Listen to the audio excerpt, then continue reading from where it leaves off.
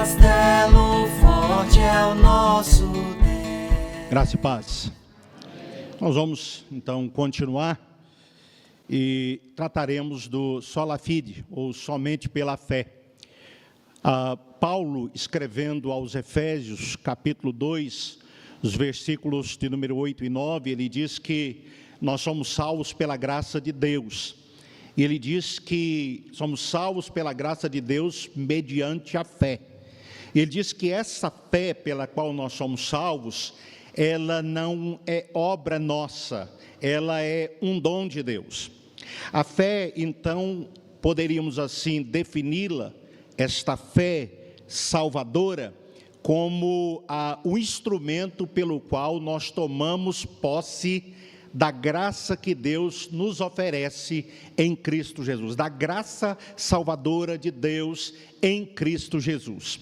E somente então, pela graça somos salvos, mediante a fé é o meio pelo qual nós nos apropriamos dessa graça que Deus nos oferece em Cristo Jesus. E o que Deus nos oferece em Cristo Jesus é a salvação da condenação do pecado.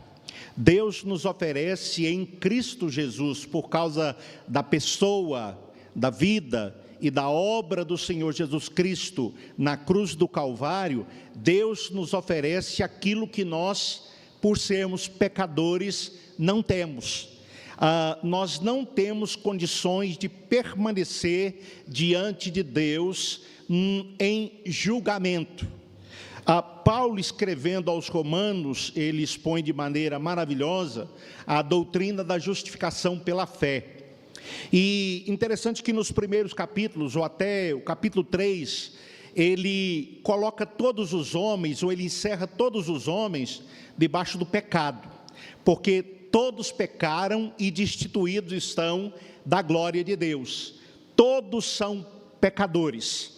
Não há justo nenhum sequer. Deus olha dos céus e Ele não vê nenhum justo. Não há quem faça o bem, não há quem entenda, não há quem busque a Deus, nenhum sequer. É uma citação dos Salmos. Então, todos são pecadores. Todos, então, estão condenados à morte eterna, à eterna separação de Deus, por causa do pecado. O salário do pecado é a morte. A alma que pecar, essa morrerá. E é isso que o homem merece, é isso que ele deve ter por causa do seu pecado. Está condenado à morte, está debaixo da maldição da lei, que diz que o transgressor deve morrer. Então o homem não é justo, ele não pode, não tem condições nenhuma, a partir dele mesmo, de mudar essa sua situação, mudar essa sua condição.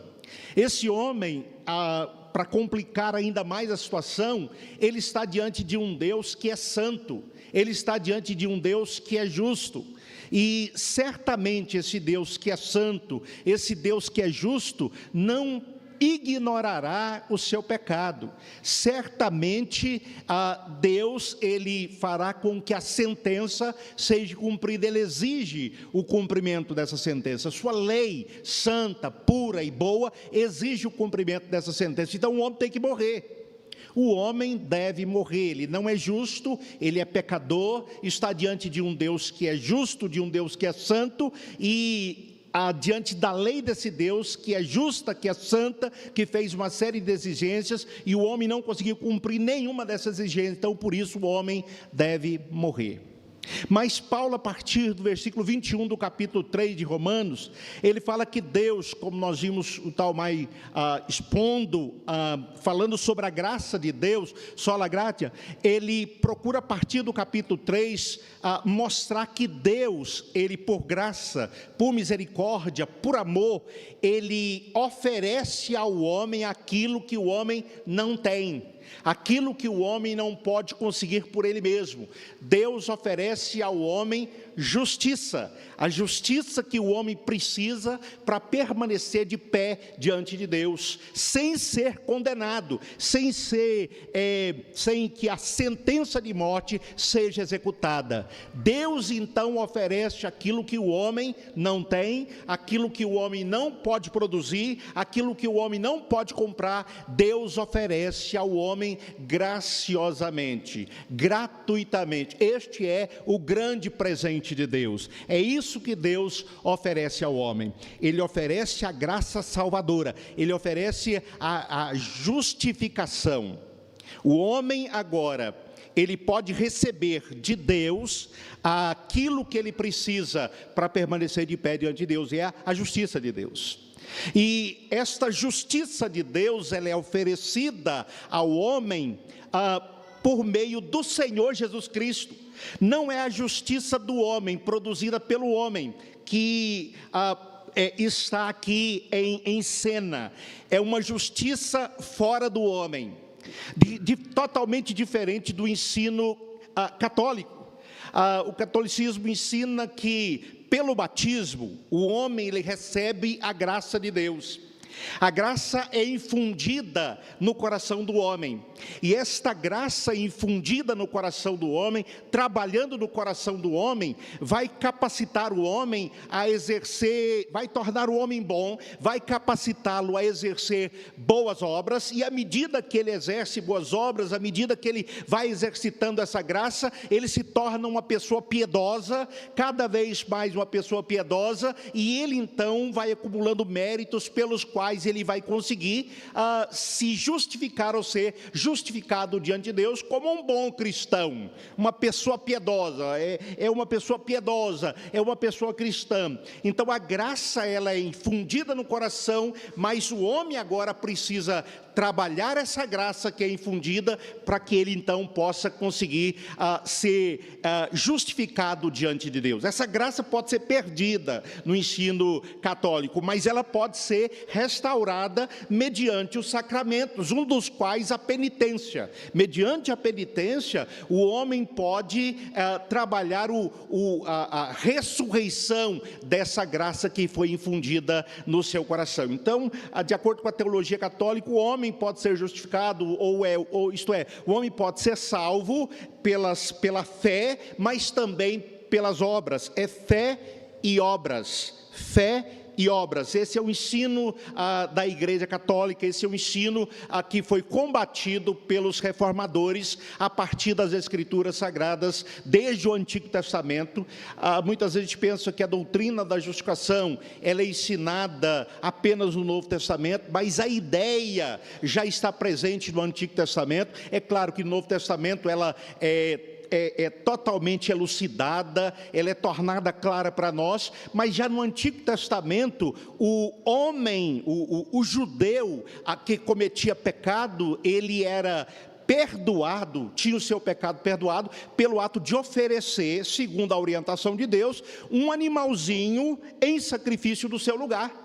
Ele colocava sua mão sobre aquele animalzinho, como que dizendo, o que vai acontecer, eu estou transferindo para ele o meu pecado, estou transferindo para ele as minhas transgressões, o que vai acontecer com ele é o que deveria acontecer comigo, eu estou ciente disso, mas Deus providenciou essa maneira de eu me aproximar dele, de eu poder me aproximar dele. Não posso me aproximar de mãos vazias, mas posso me aproximar através do oferecimento de um sacrifício a ele. E o homem então trazia o seu animalzinho, ele o esfolava e depois o sacerdote se incumbia de apresentar esse sangue lá no santo lugar, e uma vez por ano no Santo dos Santos, o sumo sacerdote fazia isso. Então, mediante um sacrifício, o pecado era expiado, o pecador era perdoado. Mas é claro, irmãos, que sangue de touro e bodes não pode perdoar pecados. Isso que acontecia apontava para o Messias, para o Senhor Jesus Cristo que viria, o mediador, o sacerdote perfeito, que apresentaria um sacrifício perfeito na cruz do Calvário,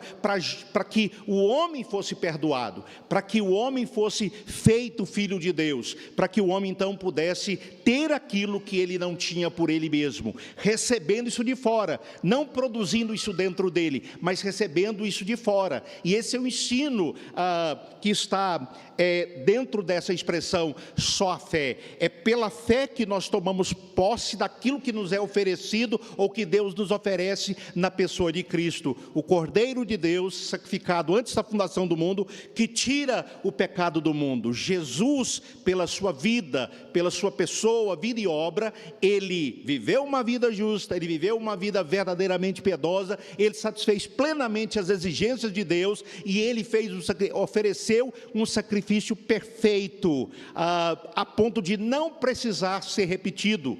Por isso Deus diz: olha, assenta-te aqui à minha direita, até que eu coloque os teus inimigos por estrado dos teus pés. Não precisa mais, assenta-te à minha direita.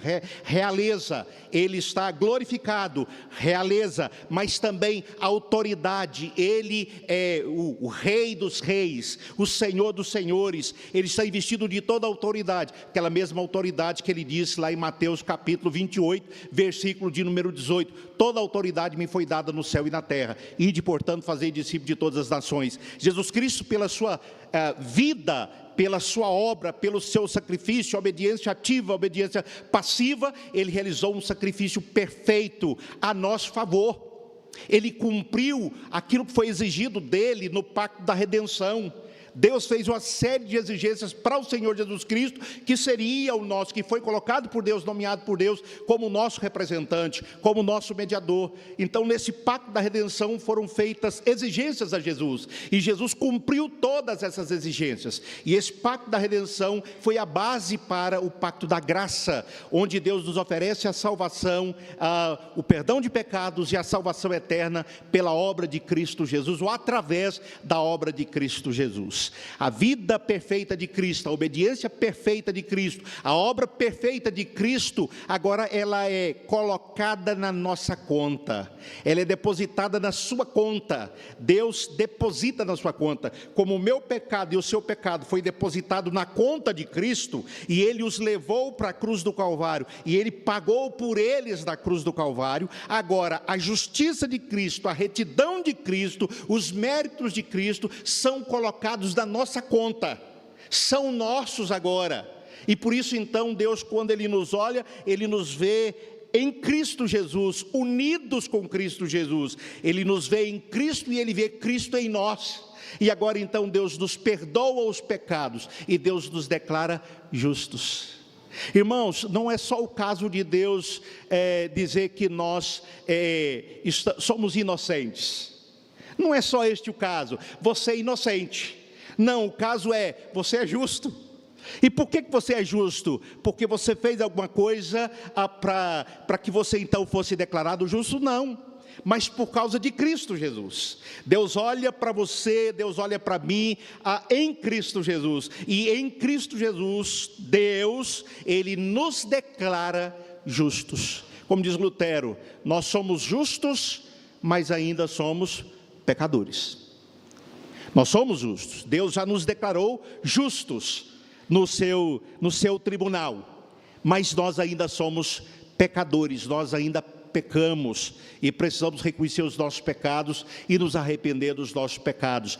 Então, meus queridos, a justificação, ela é somente pela fé, não é pela fé e pelos méritos. Não temos méritos, nunca teremos méritos. Não é pela nossa piedade, não é pela nossa honestidade, não é por frequentarmos uma igreja, não é por fazermos orações, não é por darmos o dízimo, não é por nada disso que nós recebemos este veredito de Deus de justo diante dele. É pela justiça de Cristo colocada na nossa conta.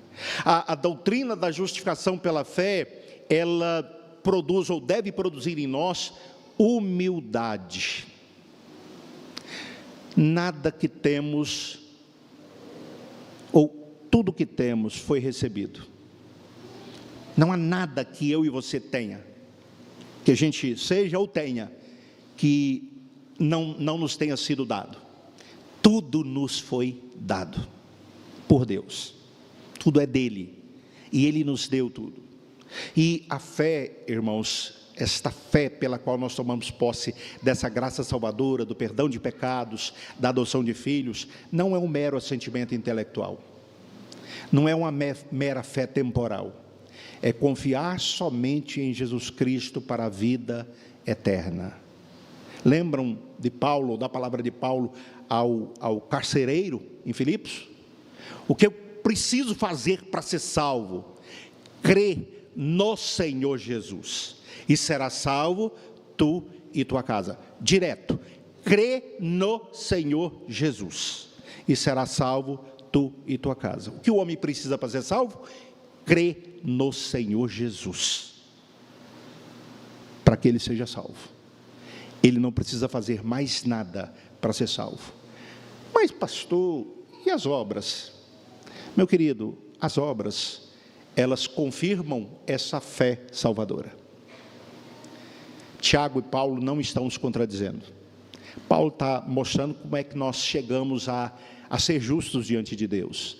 E Tiago está mostrando que há uma diferença entre fé, qualquer modalidade dela, e a fé salvadora. A verdadeira fé, a fé salvadora, ela é confirmada por obras. E Paulo também tem essa compreensão, porque no versículo 10 de Efésios 2, ele diz: porque somos feituras dele, criados em Cristo Jesus para a prática de boas obras, as quais Deus de antemão preparou para que andássemos nelas. Então essa é a visão de Paulo também, que as obras vão confirmar a veracidade da nossa fé, a fé que se apropria da graça salvadora, que descansa somente em Jesus Cristo, em mais nada, em mais ninguém, só em Jesus, no sacrifício dele na cruz do Calvário. Em mais nada, sou salvo pela graça de Deus, demonstrada a mim em Cristo Jesus. E eu creio nisso porque Deus colocou essa fé no meu coração, porque fui regenerado, fui vivificado, e essa fé foi colocada no meu coração, e o Espírito me levou a crer que somente Jesus, nada mais do que Jesus, e somente a fé, nada mais. Você é salvo somente pela fé. Então seja grato, né? E pela salvação que Deus te oferece, e se aproprie dela pela fé. Não tenha dúvida da sua salvação, tenha certeza da sua salvação. Jesus diz: em verdade vos digo, quem crê em mim tem a vida eterna. Não é vai ter, não é terá, tem a vida eterna. Você pode ter a certeza da vida eterna se você descansa somente em Jesus para a vida eterna. Que Deus nos abençoe.